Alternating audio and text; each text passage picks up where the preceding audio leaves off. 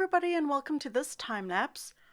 So I'm working on the white pastel matte paper here. I love this surface. It's just so velvety and smooth and it still takes a lot of layers. So I really enjoy working on the white. The size of this is 28 centimeters by 22 centimeters. You can see I've got my outline in and I'm just going around and I want to keep it as the background as similar to the reference as possible. I really like that sort of navy blue and like turquoisey grays in the background. So the very dark blue that I'm using in here is the Sennelier 463 Intense Blue.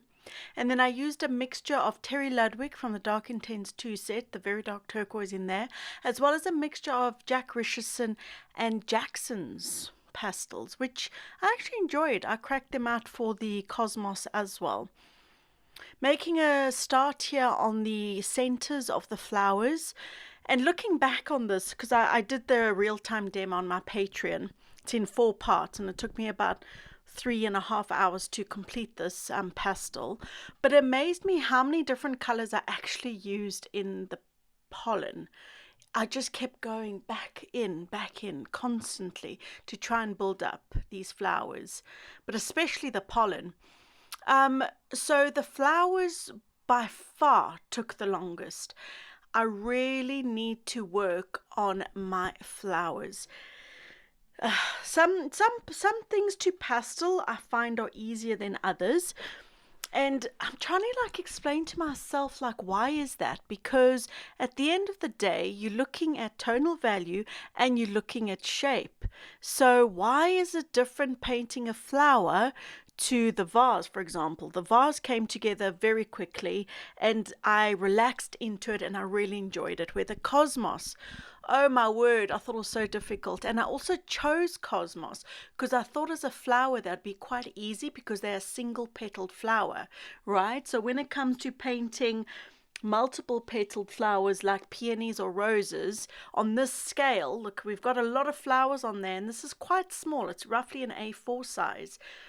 There's a lot of detail in quite a small space that you've got to get into, where if you're painting larger, you can get more detail in. So the larger my flower paintings are, the better they look because I'm able to get that detail. Where in my smaller paintings, I'm just like, oh my word, this is just so messy and so bad. I really need a lot of help with when it comes to painting flowers. So yeah, the struggle was real for the flowers. So I'm using pastel pencils just to kind of map in, differentiate the different petals, and then I'm using my pastel sticks to bring in those lights and darks. As I said, I used a whole mixture of pastels. I'm using Sennelier, I've got my Jacksons, I used Terry Ludwig, I used Unison, and Giraud pastels as well. So I wanted to talk a little bit about the image, and I generated this image using the Midjourney bot. So it's an AI image that I've used, and I know there's a lot of differing opinions on the subject of using AI. But I'm just going to share my little 2 cents worth. I've only started using AI images as reference probably the last 2 or 3 months. And for me, it's been so much fun and really, really enjoyable. I find referencing images is sometimes challenging. Sometimes it can take up a lot of time. I still do that, don't get me wrong, and I still have my photographers I adore, that I use nearly all, often. I still set up my own still lives. I still take my own photographs. I will also look on Pixabay or Unsplash. But as artists, we're always out there looking for reference. And for me, AI is just another tool. It's just another thing to add into my box. That's all it is. And so I understand that it is AI. So sometimes the images and that you come up with, or the AI spews out, however you want to say it, are off, right? The coloring could be off, the perspective could be off, certain things don't make sense, the size relationships between the different objects don't make sense. But so I understand it's not perfect, But doing art for how long now? Let me think. 4 years? I think it's coming up to 4 years. I've got a little bit of experience, not a lot, obviously, it's only 4 years.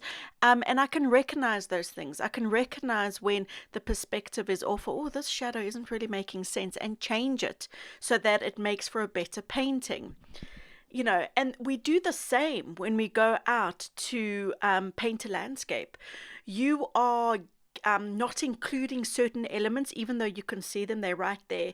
To incorporate those into your painting, it's not going to make for the best painting. So we can't, even with everything we're using, even reference photos, they may the shadow could be all one color and you want to change the shadow a little bit. We constantly, no matter what tool we're using, we're going to adapt that to make a better painting. Now, those adaptations will get better as your knowledge increases and your experience increases, right? So I can even notice, like, I did some raspberries 6 months ago, and then I did some raspberries a month ago, and they are so different. The whole approach is different. We're constantly growing as artists, so things can change. But so for me, I like AI. I think it's fun to use.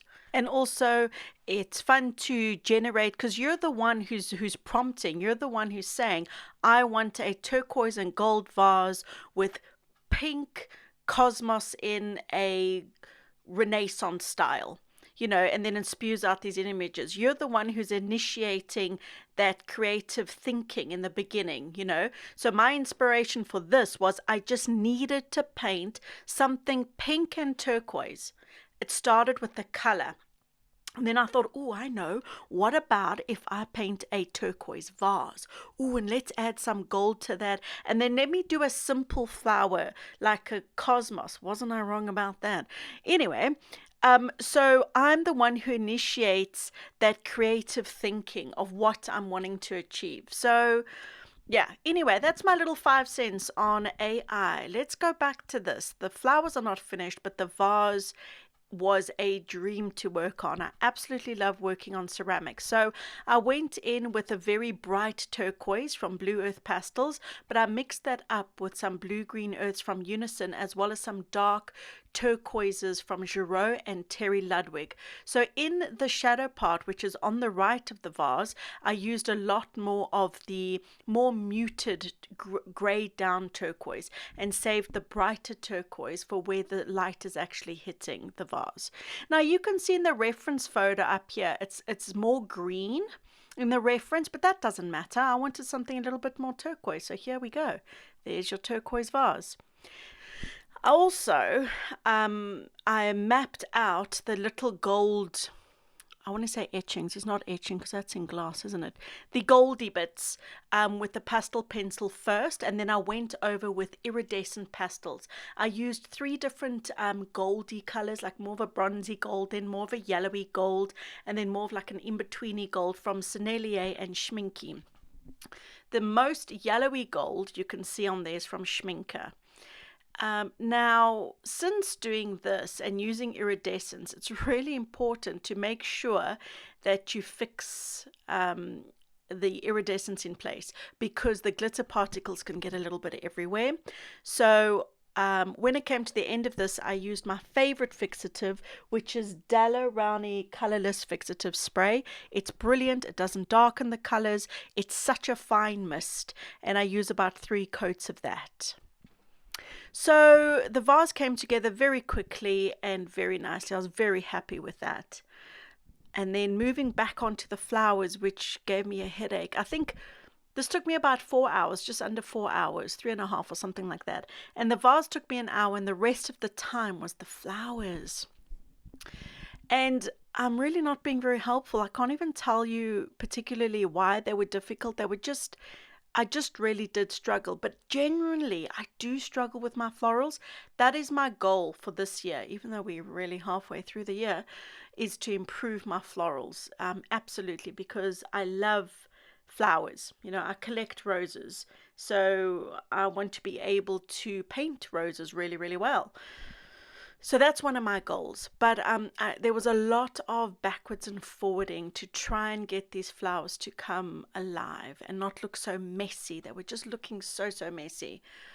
Um, but I was okay. I was happy, I should say, with the finished piece, because the flowers did come together a little bit better than I was expecting. Because while I was doing it, I was like, oh my gosh, this is not working. But it actually came together much better than I thought.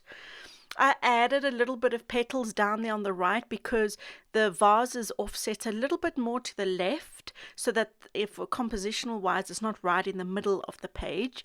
So I had to add a little bit of something. There was too much open space. So I just added 3 petals.